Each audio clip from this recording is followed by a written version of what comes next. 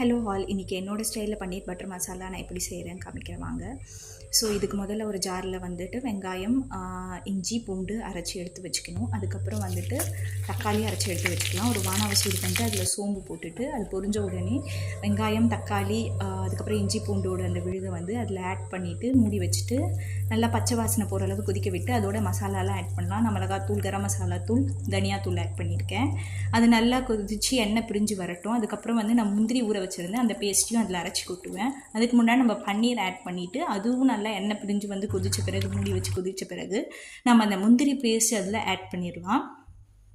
முந்திரி paste add பண்ண பிறகு அதுவும் நல்லா கொதிச்சு வந்து ஒரு மாதிரி க்ரீமி கன்சிஸ்டன்சி வந்துடும்.